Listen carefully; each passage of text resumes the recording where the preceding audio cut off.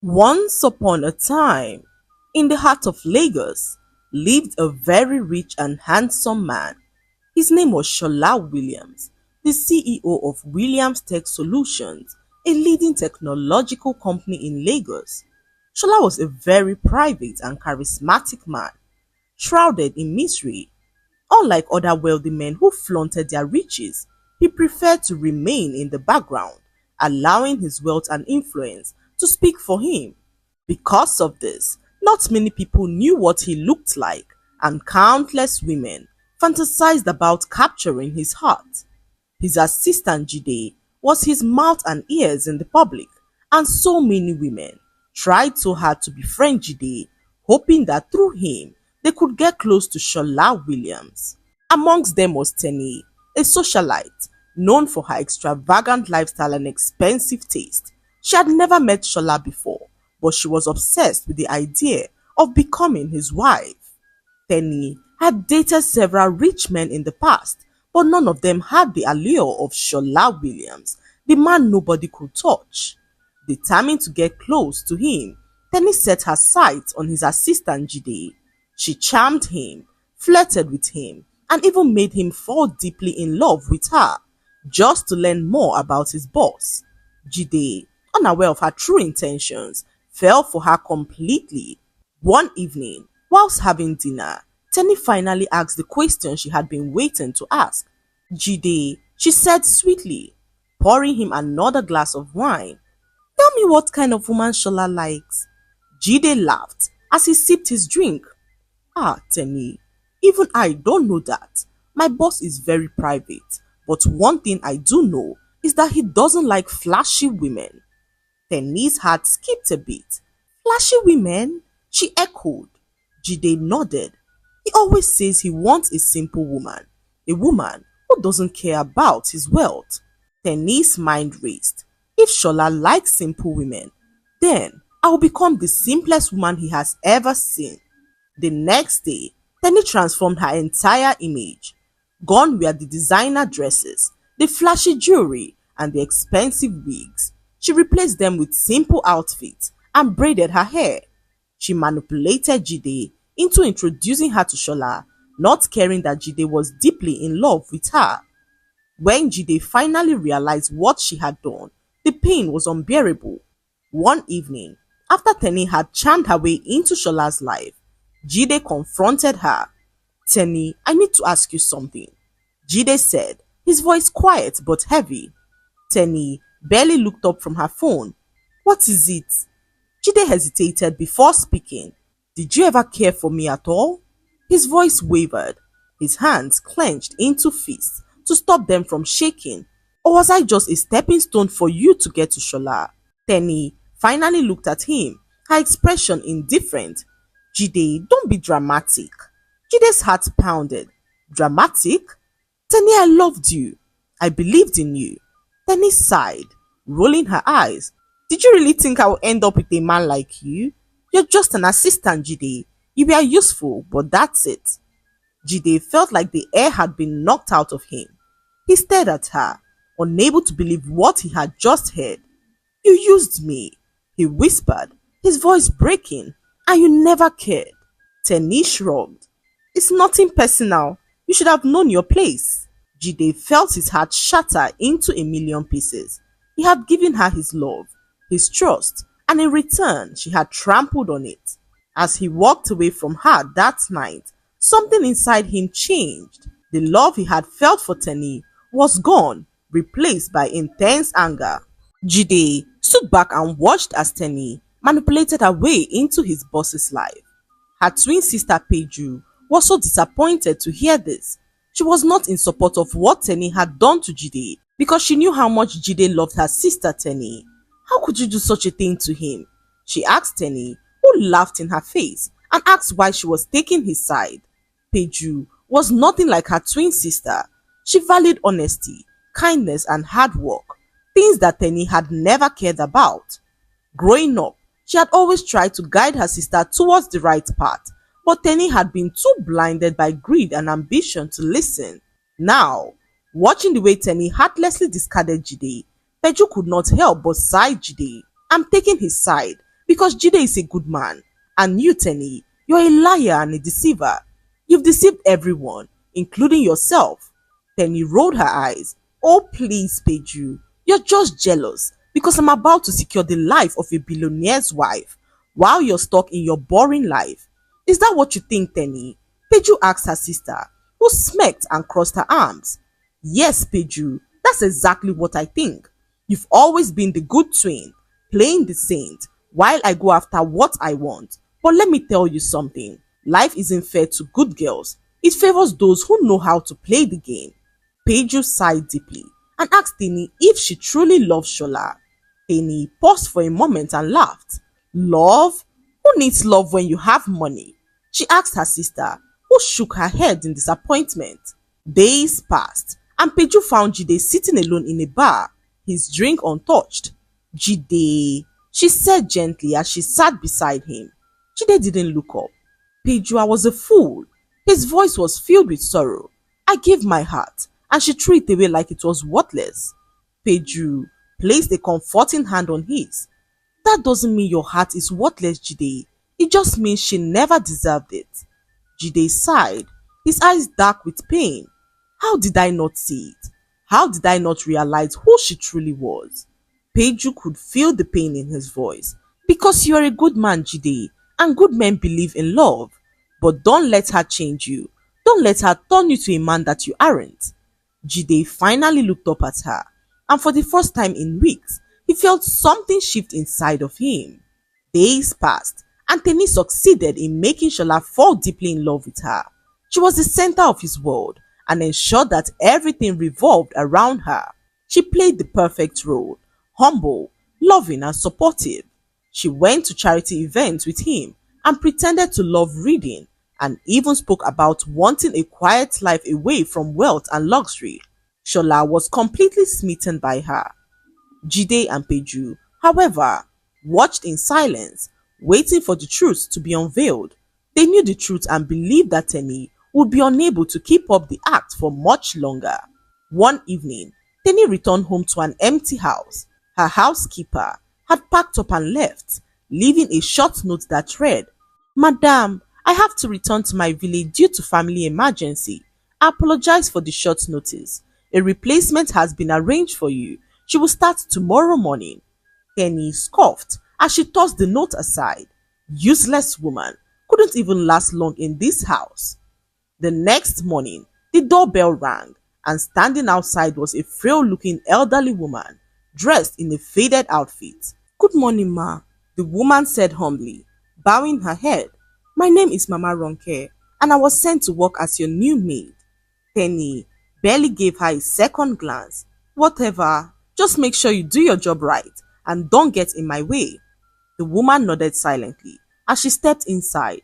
But what Penny did not know was that this wasn't just an ordinary maid. This was Madame Ronke Williams, Shola's mother. Madame Ronke had long been suspicious of Tenny. She had seen women like Tenny before, gold diggers who only loved the man for what he could give them.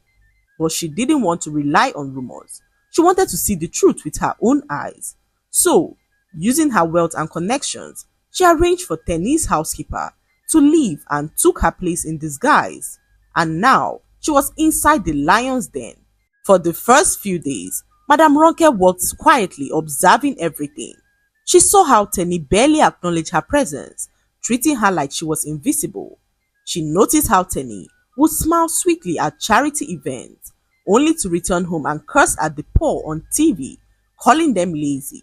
She watched as Tenny pretended to be simple, only to secretly order designer bags and shoes online, rushing to hide them before Shola could see them. But the moment that sealed her fate was one fateful afternoon. Madame Ronke had just finished mopping the floors when Tenny, in a rush to leave for a spa appointment, slipped and fell on the wet towels. Tenny screamed in rage, glaring at the elderly maid. You stupid old woman! Are you blind? Do you even have a brain? She shrieked. Madame Ronke bowed her head. I'm very sorry, ma. Filled with so much rage, Tenny began to scream angrily at Madame Ronke. Are you stupid? She asked angrily as she struggled to get up from the floor. Do you know how expensive my time is? Do you even have a brain? she said to Madame Ronke, who bowed her head in shame as she apologized once more. Tenny, filled with rage, gave her a hot slap across the face as she pushed her to the ground. Grabbing the back of her head, Tenny shoved her face right into the bucket of dirty mop water. You should be grateful I don't fire you. You useless cleaner, she spat as she walked away, not caring that the elderly woman that she had just humiliated was gasping for her breath. Madame Ronke sat there for a moment as she tried to regain her composure. Inside, she was so furious, not because she had been treated like a common maid, but because this was the woman who wanted to marry her son. She wiped her face with a cloth, determined never to allow her son end up with a woman like Tenny. The next evening, Shola invited Tenny to a private dinner at his family's estate. Tenny, filled with so much excitement, believed that Shola was going to make their relationship official. She walked into the luxurious house, beaming, but then her blood ran cold. Standing beside Shola in the luxurious living room was Mama Ronke, her maid. She was no longer in her maid uniform, and Tenny could feel her heart stop. Shola, what is my maid doing here? She stammered, and Shola's face remained calm. Maid? He repeated, tilting his head as he looked at her shocked. Tenny, meet my mother, he said as Tenny felt the room spin. Her hand shook as she turned to Madame Ronke, who was now gazing at her. No, this can't be possible, Tenny whispered. You're just a maid. Madame Ronke stepped forward, her gaze piercing. No, Tenny, I was never your maid, but you showed me exactly how you treat people beneath you. Tenny's breath hitched. I lived in your house, Madame Ronke continued. I saw everything. The fake humility, the cruelty, the lies. Tenny felt her world collapse. She turned to Shola, tears forming in her eyes. Shola, please, you have to believe me. Shola raised a hand, silencing her. I trusted you, he said. I thought I had finally found a woman who loved me for me. Tenny stood there shaking as she watched her whole world crumble before her eyes. She tried to defend herself when suddenly Jide, Shola's assistant, walked in and began to clap, applauding her for her terrific performance. Tenny could not understand what was happening. She stood there frozen, her heart racing. Why was Jide clapping? Why did he look so confident? She turned to Shola, expecting him to scold his assistant, but Shola sat there smiling, a slow knowing smile that made her blood run cold. Then Jide took a step forward and spoke. Tenny, you truly are something else, he said, shaking his head. You thought you were playing us. How smart of you, he said as he laughed at her mockingly. Tenny's throat went dry. What are you talking about? She stammered. Jide let out a deep laughter. Jide turned back to Tenny, his eyes flashing with something she had never seen before. Authority. I'm not just Jide, he said. I am Shola Jide Williams, the real CEO of Williams Tech Solutions. Tenny's leg buckled as sweat poured down her face. Jide smiled at her and continued to speak. The man you've been scheming to marry, the one you thought was the CEO, is actually my cousin Shola Ade Williams. We share the same first name, and I let people believe that he was the real boss, while I stayed in the shadows as his assistant. Tenny felt like she could not breathe. She had ignored Jide, insulted him, broken his heart, even when she knew how much he loved her. She had thrown away the real billionaire, whilst running after the wrong man. Tenny's hand shook as she turned to her sister Peju, desperate for support, but Peju only stared at her with disappointment. Peju, please, help me talk to Jide. I'm so sorry for what I did. I was wrong for not accepting his love. But Peju only shook her head. Tenny, she said, her voice firm but calm. You were never sorry, Tenny. You were only sorry because you got caught. Tenny's heart pounded in her chest as she turned back to Jide, desperation filling her voice. Jide, please give me a second chance, she begged. I was blind before, but now I see. You're the only man I want. I swear I love you. Jide gave her a long hard look. Love? He scoffed. You don't love me, Tenny. You love the idea of wealth. You love power. You love what you thought you were securing. If you had truly loved me, you would have chosen me when you thought I was just an assistant. Tenny dropped to her knees, her designer dress pulling around her as she grabbed onto his hand. Please, she sobbed. Don't do this to me. Jide calmly pulled his hand away. I'm not doing anything to you, he said. You did this to yourself. He raised his hand and two security guards stepped forward to meet him. Escort Miss Tenny out, and I don't want to ever see her in this house again. Tenny began to plead for mercy. Jide, please, I'll change. I'll be better, she wailed as the guards grabbed her by the arms and pulled her towards the door. Jide watched silently as she was dragged out of his estate. The last thing he heard was her scream of regret. The next morning, Tenny's name was all over the news. Socialite Tenny Ajayi, humiliated and disowned by billionaire family after playing the wrong game. Tenny's reputation was shattered. Her socialite friends abandoned her. No one wanted to associate with a woman who had schemed and failed so publicly. She had lost everything that she had worked so hard to get. Meanwhile, at the Williams estate, a new beginning was unfolding. Peju and Jide sat together as they discussed. The past month had been a game changer for them as they grew closer than ever. Jide turned to Peju, his gaze softer than she had ever seen. You were right about everything, he admitted. I should have seen through Tenny sooner. Peju smiled gently. Sometimes we have to experience the storm before we appreciate the calm. Jide sighed. I wasted so much time chasing after someone who never cared, while the one person who saw me for who I truly was right here in front of me. Peju's breath caught in her throat as their eyes met. What are you saying, Jide? She asked hesitantly.